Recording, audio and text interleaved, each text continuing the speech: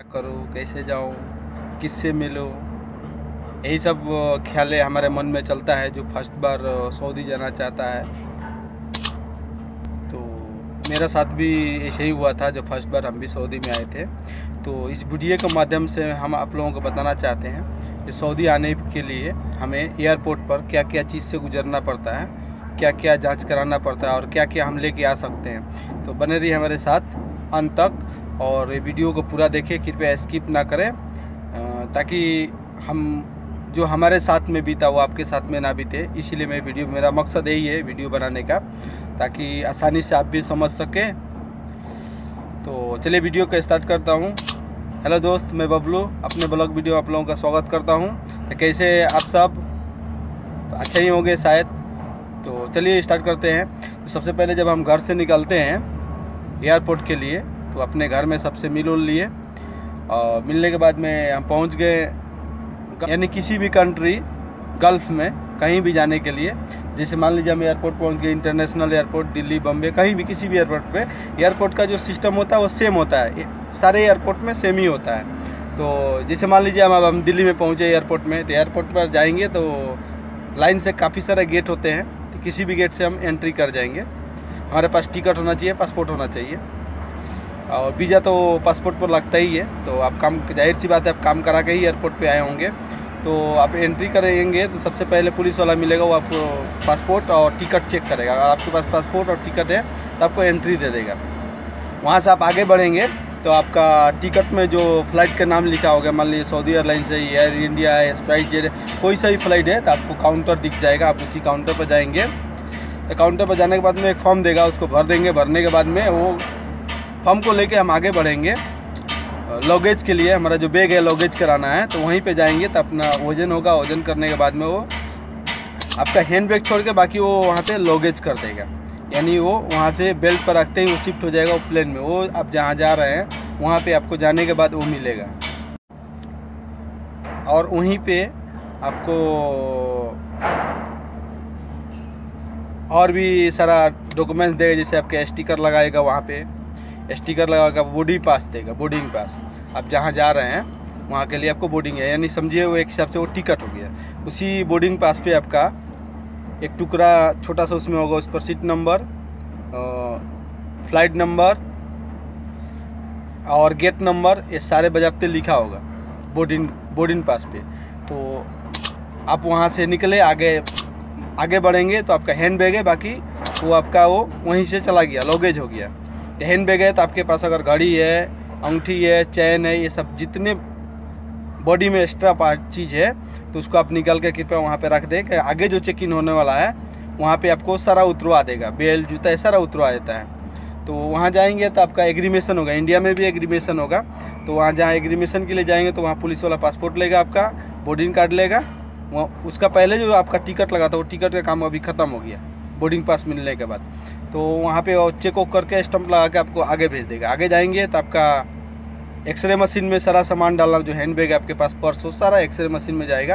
एक वहाँ पे टोकरी सा रखा रहता है इतना बड़ा सा, तो उसको ले उसमें सारा सामान डालें, सामान डाल के आप रख के आप चले जाए। आगे जाएंगे तो मशीन लेके आपको चेक करेगा, पूरा स्कैन करके चेक कर लेगा। चेक करने के बाद वहाँ से निकलेंगे तो आगे जैसे ही आगे बढ़ेंगे वहाँ चेक इन के बाद तो आपको जगह जगह पे यानी चारों तरफ रास्ते में जो आपका एक तीर सा निशान बना रहेगा, वहाँ सीरियल बाय सीरियल लिखा रहेगा।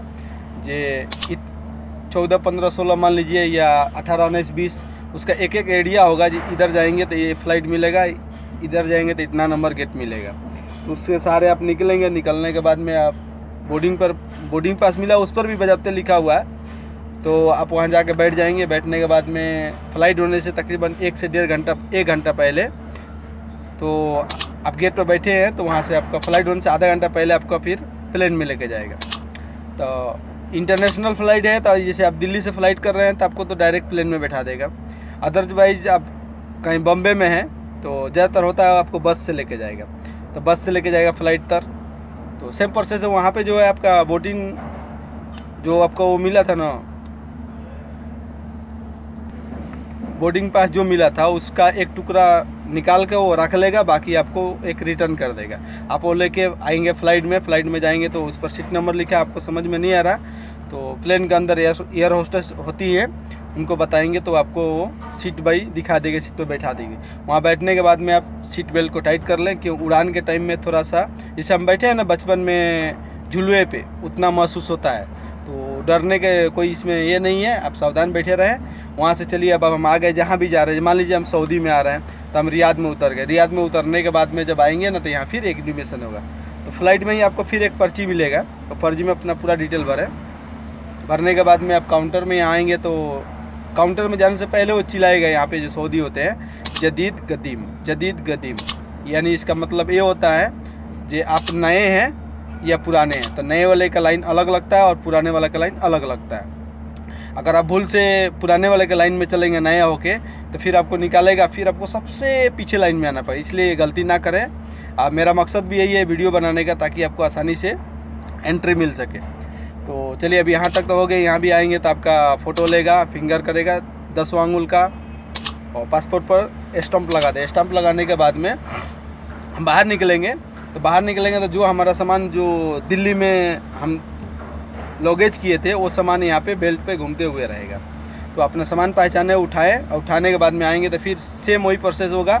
यहाँ भी सारे सामान के स्कैन करेगा। तो सऊदी में अगर आ रहे हैं तो आप ब्लेट उलेट का सहारा ना ले, ब्लेट उलेट ना लेके आएँ। सऊदी में सारा बैन है, और ला भी लेके आ भी रहे हैं तो लगेज में डाल के लेके, हैंड बैग में ना लाएँ। तो उसके बाद में आ गए हम यहाँ पे। अब बाहर निकलेगा, बाहर में सोचेंगे जब कहाँ मिलेगा, कैसे जाएंगे हम।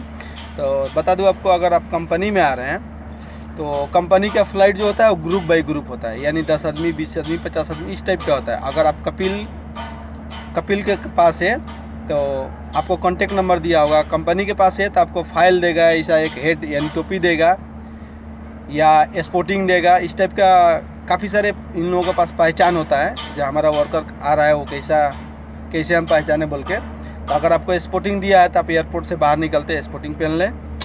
आपको फाइल दिया है तो फाइल हाथ में लेके खड़े हो जाए, या आपको केप दिया है तो केप लगा लें। उसके बाद में आप कहीं भी खड़े हो जाए एयरपोर्ट बाहर निकलने के बाद। और आप कपिल के पास है तो बाहर में काफ़ी सारे आपको मिल जाएंगे, बंगाली, नेपाली, पाकिस्तानी, जो हिंदी ज़ुबान बोलने वाले हैं। तो उन लोगों से आप संपर्क करें। जो कपिल आपको नंबर दिया उस नंबर पर एक बार कॉल करें। अगर आपके पास फ़ोन नहीं है या सिम नहीं है तो आप किसी भी बाहर में आदमी में बोलेंगे तो वो आपको फ़ोन लगा देगा, एक कॉल आपको बात करा देगा। तो आप बात कर लें। और एक चीज़ का और ध्यान दें, बाहर निकलेंगे ना तो यहाँ पे पिलर होता है, जो हर एयरपोर्ट पे वही सेम प्रोसेस होता है, पिलर होता है। तो पिलर नंबर होता है। तो आपको नई जानकारी है तो आप उनसे पूछें ये कितने नंबर पिलर है, और कपिल को आप बताएं इतने नंबर पिलर पे हैं, तो कपिल आके आपको रिसीव करके ले चला जाएगा। अगर अदर भाई आप कंपनी में हैं तो कंपनी वाले का कोई टेंशन नहीं है, क्यों कंपनी वाले का ऑलरेडी जब आपका फ़्लाइट टेकअप होता है तो उन लोगों को मालूम हो जाता है मेरा बंदा आने वाला, मेरा आदमी आने वाला है, इतने बजे आ जाएगा। तो अपने टाइम पर ही वो आपका नेम प्लेट लेके खड़ा रहेगा। तो अपना वहाँ नेम पढ़ें, जाकर उससे मिले। भूलकर भी बिना मतलब जानकारी के अपना पासपोर्ट किसी को ना दे। सबसे बड़ा सावधानी ये है, भूलकर अपना जानकारी यानी अपना पासपोर्ट किसी को बिना जानकारी के ना दे। अगर पूरा जानकारी आपको हो गया, जहाँ आदमी हमें रिसीव करने आया है, इसी के साथ हमें जाना है, तो फिर जाएं। तो आपको वहाँ से कंपनी होगा तो कंपनी आप अपने रूम में लेके आया।